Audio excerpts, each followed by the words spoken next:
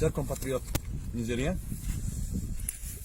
plaise à Dieu, demain,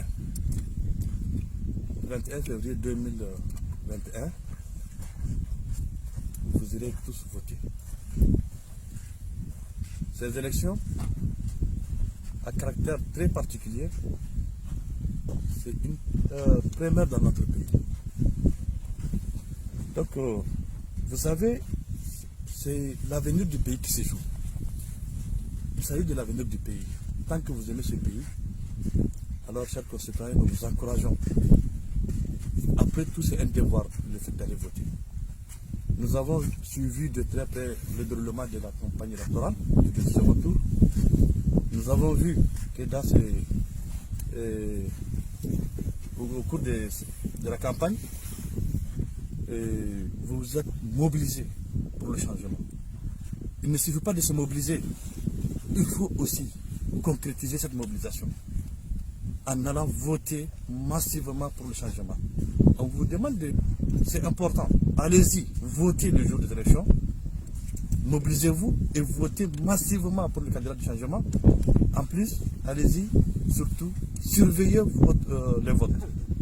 Ces gens-là, ils ont énormément de moyens. 10 ans durant, ils ont systématiquement pillé le pays. Et aujourd'hui, pour eux, il s'agit d'une question de vie ou de mort. Il s'agit d'une question de vie ou de mort pour eux. Ils ont, maintenant, pour continuer à piller le pays et consolider leurs richesses, ils veulent à tout prix se maintenir au pouvoir. Chose que nous ne sommes pas prêts à accepter. Donc, chers concitoyens, n'ayez pas peur. C'est la peur qui nous maintient dans la servitude. C'est la peur qui nous a mis dans cette situation. Je m'adresse particulièrement à la jeunesse nigérienne, qui a tout à gagner dans ce processus électoral. Montrer pour une fois que nous sommes dignes, montrer à la communauté internationale, montrer à la face du monde que nous sommes un peuple courageux. N'ayez pas peur, ces gens-là, c'est eux qui ont peur aujourd'hui. C'est eux qui ont peur de perdre ce qu'ils ont gagné, ce qu'ils ont pillé pendant 10 ans. C'est eux qui ont peur, pas nous. Donc, n'acceptez pas qu'ils nous arrachent le pouvoir, qu'ils arrachent le pouvoir au peuple. Seul le peuple peut donner le pouvoir après Dieu. Donc, il est temps de vous assumer. Il est temps d'aller, de se tenir debout et faire face à ces gens-là. C'est des imposteurs, nous le savons tous. Ils vous demandent de respecter la Constitution. Mais l'imposteur lui-même, il ne respecte pas la Constitution. Qui ne sait pas?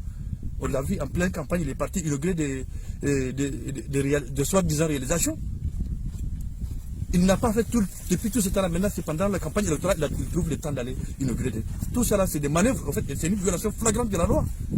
Qui a dit quelque chose? Où est le petit procureur là qui dit aux gens de respecter la loi? Il est où pour rappeler ça au président de la République? Ne vous laissez pas intimider. Allez-y et votez massivement. Et restez mobilisés toute la journée du 21, du 22, du 23, jusqu'à ce que le pouvoir du peuple soit consacré.